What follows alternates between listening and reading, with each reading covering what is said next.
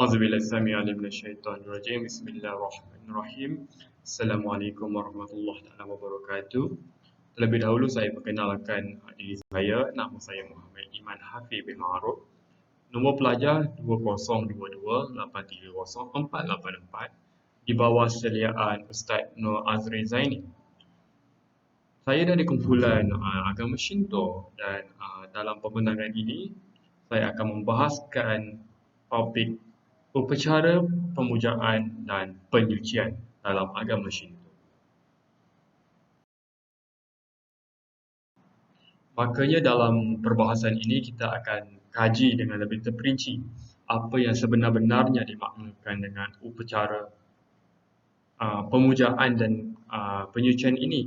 Mengapa masyarakat Jepun mempercayai seumpama dan apakah konsep yang diamalkan dalam ritual-ritual ini. Kerana pertama kita kena faham agama Shinto ini adalah satu agama tradisi masyarakat pribumi Jepun yang telah wujud sekian lama, di mana kewujudannya itu tidak dapat dijangka hayatnya. Ia seakan-akan satu agama telah wujud secara semula jadi dalam pembangunan masyarakat, pembangunan tamadun masyarakat Jepun itu sendiri. Maka kita boleh katakan agama Shinto ini ibarat satu agama warisan yang turun-temurun daripada generasi kepada generasi yang seterusnya. Maka di situ ritualnya itu sendiri sebenarnya mempunyai kaedah-kaedah yang berbeza. Mengikut masyarakat Jepun ada mungkin puak yang berbeza, mempunyai amalan yang berbeza. Akan tetapi konsepnya sama. Dan kita akan bahaskan konsep tersebut dan kita akan tengok apakah mungkin perbezaan-perbezaan yang ada. Dan secara umum pencerahan awal yang boleh saya berikan adalah masyarakat Jepun ini mempercayai kewujudan kami dalam setiap perkara, dalam setiap objek di alam ini. Kami ini sukar didefinisikan, kadang-kadang orang kata sebagai semangat, ada yang definisikan sebagai roh, ada yang definisikan sebagai dewa atau dewi. Tetapi sebenarnya tiada istilah yang tepat untuk terjemahkan kami ini. Kerana itu kita tidak terjemahkan kami ini dan kita kekalkan penggunaan istilah kami.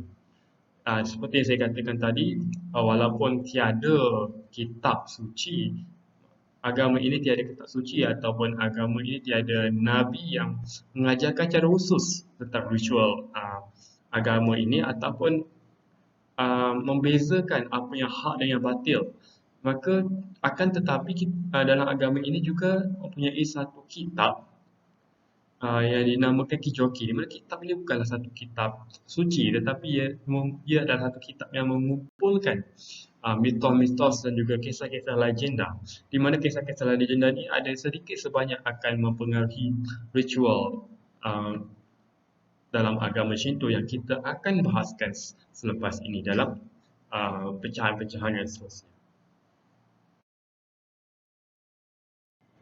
Jadi dalam pembentangan ini kita akan telusuri 5 pecahan, di mana kita akan mula dengan kita akan mengkaji kaitan di antara animisme dan juga agama Shinto. Di situ kita akan faham tentang konsep pemikiran agama Shinto ini. Seterusnya kita akan mengkaji dengan lebih mendalam konsep kami, apa yang masyarakat Jepun percaya mengenai kami ini dan mengapa mereka memuja kami ini. Seterusnya kita akan kaji mengenai tata cara pemujaan. Kemudian kita akan sedikit melihat kisah-kisah legenda yang sedikit sebanyak akan mempengaruhi ritual agama, terutama dalam ritual penyucian. Dan seterusnya baru kita akan mendalami ritual penyucian dan kita akan lihat bagaimana ritual penyucian ini boleh berkaitan dengan ritual pemujaan. Oleh kerana agama Shinto ini boleh dikategorikan sebagai agama prasejarah, maka ia seringkali dikaitkan dengan fahaman animisme, di mana fahaman animisme ini berpegang pada konsep mengaitkan sesama makhluk dengan alam melalui medium kewujudan hubungan kerohanian antara sesama makhluk dan alam. Dan mereka melihat, mereka yang mempercayai fahaman animisme ini mempercayai akan kewujudan roh atau semangat dalam alam ini.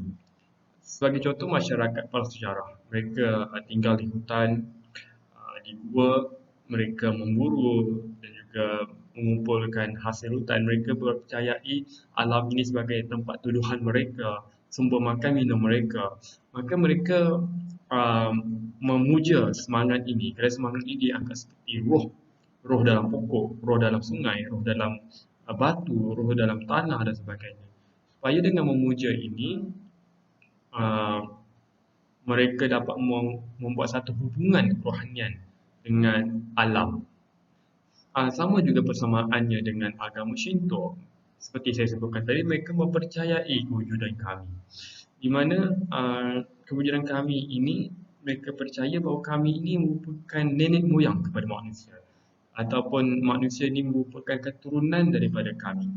Dan kami ini berada dalam setiap objek, sama ada hidup ataupun mati, sama ada di alam ataupun di zaman di peradaban moden. Contohnya di pintu, di meja, ataupun di pokok, ataupun di sungai, ataupun di air terjun. Dan mereka memuja kami ini, dan kita akan bahas selepas ini mengapa mereka memuja kami. Daripada kisah yang sama, dalam kisah-kisah legenda juga ada turut menceritakan tentang kewujudan kami-kami asal yang boleh dikategorikan sebagai dewa atau dewi dalam bahasa kita. Sebagai contohnya adalah Amaterasu, Izanagi dan Izanami dan sebagainya. Baik, sekarang kita akan mendalami konsep kami. Agama Shinto itu sendiri bermakna jalan dewa ataupun jalan kami. Yang mana fahaman agama ini berteraskan keimanan terhadap kami dalam urusan kehidupan harian, termasuklah juga dengan memuja kami itu sendiri. Baik, seperti yang kita sebutkan tadi, kami ini mereka percaya wujud dalam setiap perkara di alam ini. Dan mengikut kefahaman masyarakat kuno, mereka percaya bahawa kami ini pertama tidak boleh dilihat dengan panca indera. Akan tetapi mereka juga mempercayai bahawa kami ini mempunyai satu keupayaan atau kekuasaan gaib yang boleh memberi kesan kepada kehidupan manusia. Oleh kerana itu, terlahirlah satu rasa gerun atau rasa segan antara manusia terhadap kami. Oleh kerana itu, mereka memuja kami, menghormati kami supaya kami ini akan memudahkan urusan manusia. Sebagai contoh, mereka ingin pergi berperang atau mereka ingin pergi memburu di hutan, mencari hasil hutan, bercucuk tanam dan sebagainya. Maka dengan memuja kami, kami akan berasa gembira dan akan memudahkan, menggunakan kekuasaan mereka untuk memudahkan urusan manusia. Tetapi jika sebaliknya, jika kami berasa murka, maka mereka tidak akan menolong manusia dan mungkin akan menggunakan kekuasaan mereka untuk memberikan bencana terhadap manusia. Bencana ini sama ada berbentuk bencana alam ataupun mungkin bencana seperti kehidupan yang tidak harmoni atau masyarakat yang tidak stabil seperti itu. Maka pada masyarakat terdahulu, fahaman konsep pemujaan kami ini lebih kepada rasa gerun. Dan kita dapat lihat sampai ke hari ini mengapa masyarakat Jepun sangat mencintai alam, melestarikan alam. Kita boleh lihat sendiri segi soal kebersihan. Walaupun mereka boleh secara senyap membuang sampah merata-rata sebagainya tanpa sedari, tapi kerana mereka percaya akan kewujudan kami ini berada di mana-mana, berada dalam setiap objek, dan mereka rasa gerun dan mereka rasa takut, mereka tidak membuat demikian. Tapi pada masyarakat moden hari ini, kepercayaan atau rasa gerun itu jarang berlaku, di mana hubungan antara manusia dan kami ini dilihat lebih positif, di mana masyarakat mereka mempercayai memuja kami ini atau menghormati kami ini sebagai satu bentuk menjalinkan hubungan harmoni dengan kami. Kerana mereka percaya kami ini mempunyai keupayaan dan kekuasaan yang gaib. Akan tetapi mereka melihat um, pemujaan itu dibuat untuk membuat satu hubungan, ibarat hubungan diplomatik, di mana kami memuja kami, mereka memuja kami, dan kemudian kami akan membantu memudahkan urusan mereka. Cuma perbezaan di konsepnya sama, memuja kami untuk mendapatkan urusan yang mudah dalam hidup. Akan tetapi konsepnya berbeza di antara rasa gerun dan juga rasa hormat.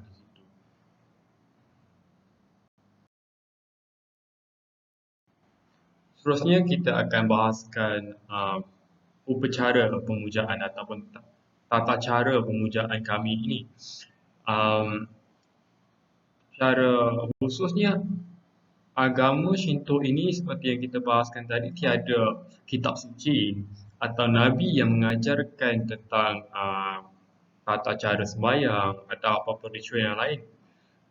Sebaliknya, upacara ritual ini adalah satu tradisi turun-temurun daripada nenek moyang, satu ajaran yang diwarisi daripada generasi ke generasi seterusnya. Dan pada hari ini, zaman moden ini, walaupun jumlah masyarakat yang mempercayai kewujudan kami ini sudah berkurangan, akan tetapi ritual-ritual ini masih terus diamalkan, dilestarikan sebagai satu bentuk memuliakan warisan dan juga identiti masyarakat Jepun itu sendiri. Cara sejarahnya, pemujaan kami ini boleh dilakukan di mana-mana sahaja, di tempat-tempat yang mereka yakin mempunyai didiami oleh kami. Akan tetapi zaman sekarang kita sudah pembangunan tamadun, mereka sudah cipta tempat-tempat khusus untuk mereka membuat pemujaan kami ini. Dan mana mereka memuja ini di dalam jinja atau sebuah kuil yang dinamakan sebagai jinja. Di mana jinja ini akan dibina di tempat-tempat yang mempunyai fenomena alam seperti sungai, air terjun, ataupun tempat-tempat yang mereka boleh rasakan kewujudan kami seperti batu yang berupa aneh. Dan dalam pemujaan ini, walaupun mereka tidak dapat melihat kami dengan mata kasar, mereka akan meletakkan sesuatu objek sebagai satu ganti kepada kami, seperti patung ataupun batu, ataupun mungkin juga dengan cermin, meletakkan cermin sebagai wakil kepada kami, di mana mereka akan membuat pemujaan dan berdoa di hadapan objek-objek tersebut. Dan biasa tempat-tempat masuk ke jinja atau ke tempat yang diyakini didiami oleh kami ini akan ditandakan dengan satu pintu gerbang yang disebut sebagai tori. Dan dalam tata cara, walaupun saya kata tadi mungkin berbeza mengikut adat, tapi konsepnya sama. Yang pertama, mereka akan masuk, mereka akan bagi tanda hormat dengan cara tunduk terlebih dahulu. Kemudian mereka akan menyeru kehadiran kami, seterusnya mereka akan berdoa. Dan secara umum yang kebiasaan ritualnya untuk memanggil kami ini dengan cara yang sopan, mereka akan menepuk tangan sebanyak 2 kali. Kemudian mereka akan berdoa dengan meletakkan tapak tangan begini dan letakkan di separas dada. Kemudian mereka akan berdoalah kepada kami, mohon-mohon hajat. Tetapi dalam mungkin tradisi yang berbeza, menyeru kehadiran kami itu boleh juga dibuat dengan cara membunyikan loceng. Dan juga dalam satu pengaruh agama Buddha juga kadang-kadang berlaku dalam ritual agama Shinto ini, dengan mereka menyediakan satu tawaran kepada kami, mungkin berbentuk makanan. Kadang-kadang mereka meletakkan makanan di hadapan patung kami supaya untuk dijamu oleh kami. Tapi ada juga yang kita boleh lihat dengan mereka memasukkan duit shilling ke dalam satu kotak khas yang disediakan sebagai satu bentuk tawaran kepada kami. Itu adalah satu pengaruh fahaman Buddha dalam fahaman Shinto.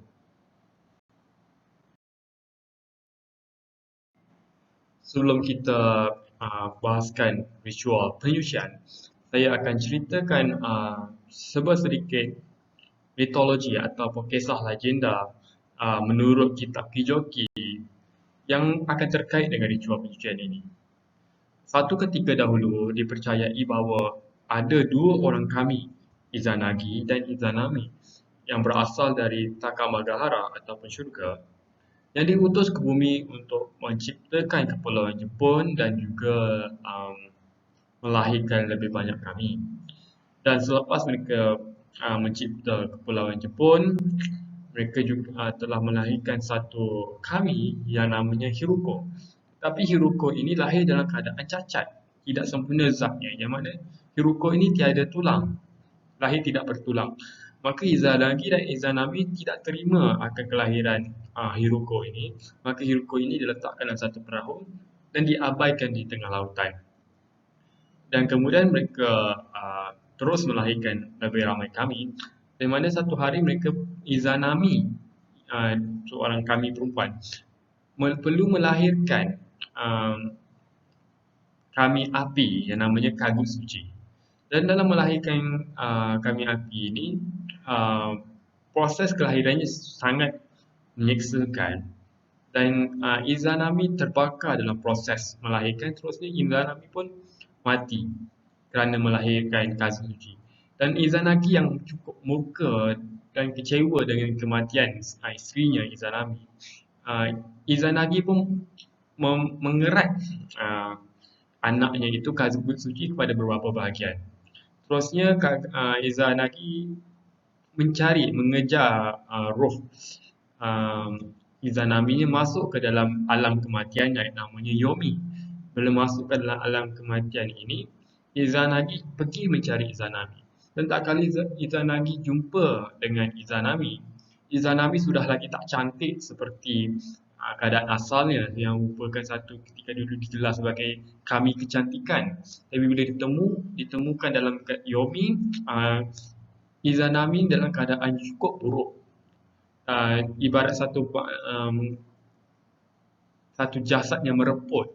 Jadi Izanagi pun terkejut dan Izanagi berasa takut dan berlari keluar daripada Yomi. Tapi tak kala sedang keluar daripada Yomi ini, Izanagi dikejar oleh semangat-semangat jahat.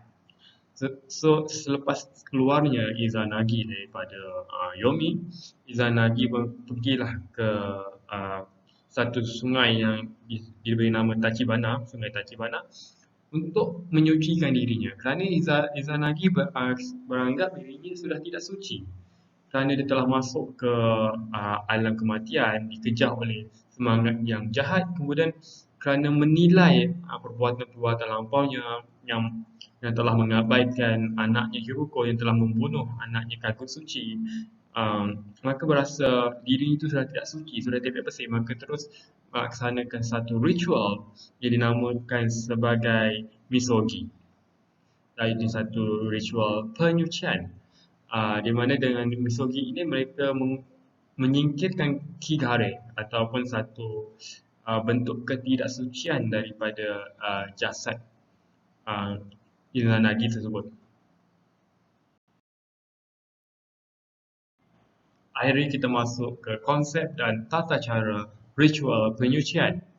Pertama kita kena faham dalam agama Shinto, aspek kesucian dan kebersihan ini amatlah penting kerana mereka mempercayai manusia ini merupakan keturunan daripada kami.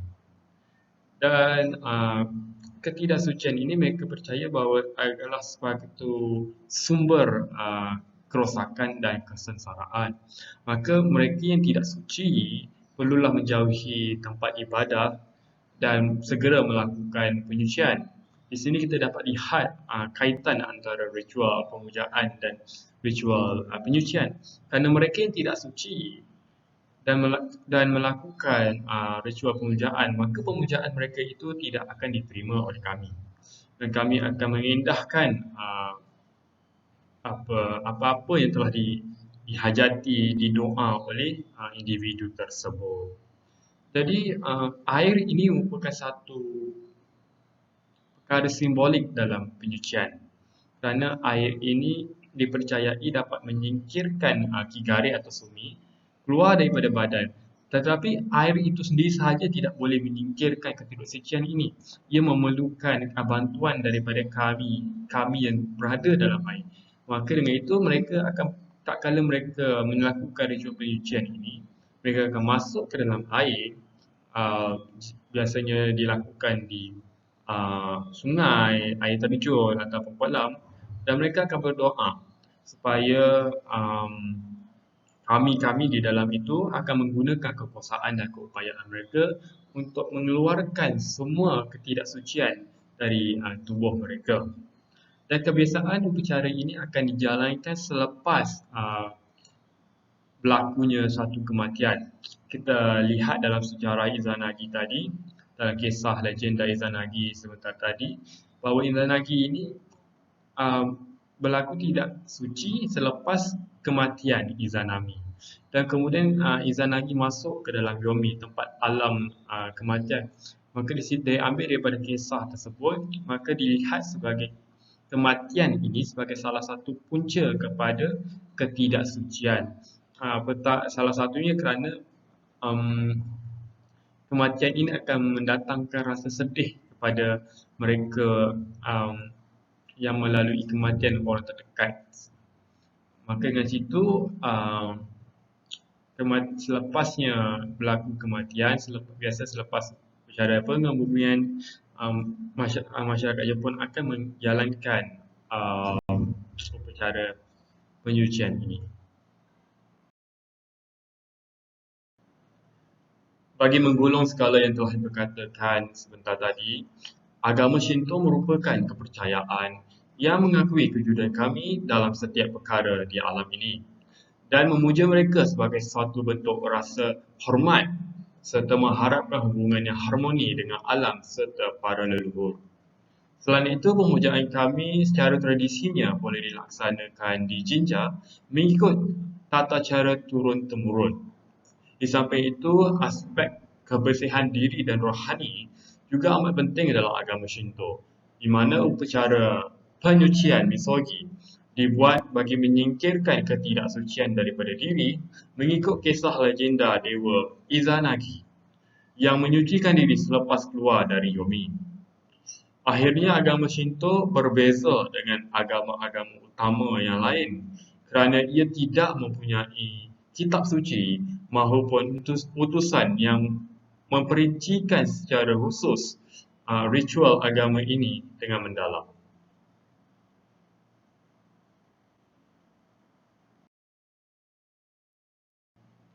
Cadangan daripada saya setelah mengkaji ritual pemujaan dan penyucian dalam agama Shinto ini dan melihat kecelaruan yang pernah berlaku dalam negara kita terkait isu Bon Odori baru-baru ini, di mana ketika itu masyarakat Muslim beranggapan bahawa festival tersebut mempunyai unsur pemujaan kepada nenek moyang masyarakat Jepun. Oleh itu saya mencadangkan agar satu pencerahan perlu dibuat bagi memberi kesedaran kepada masyarakat mengenai perbezaan antara kebudayaan masyarakat Jepun dan ritual agama Shinto. Terbitan naskah bacaan atau sesi dialog sama ada di kaca televisyen, wadah media sosial, di pusat penyebaran ilmu seperti universiti, wajar dilaksanakan bagi memudahkan proses pencerahan ini. Di samping itu, pihak pemerintah juga perlu mengambil cakna dan memainkan peranan untuk menapis amalan keagamaan yang bertentangan dengan akidah agama Islam ketika menganjurkan program kebudayaan Jepun kepada umum.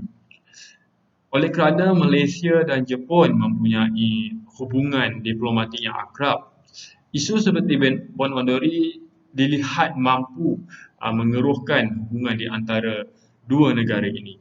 Maka dengan itu, langkah yang proaktif perlu diambil sewajarnya bagi memastikan keharmonian di antara dua negara ini kekal makmur dan harmoni.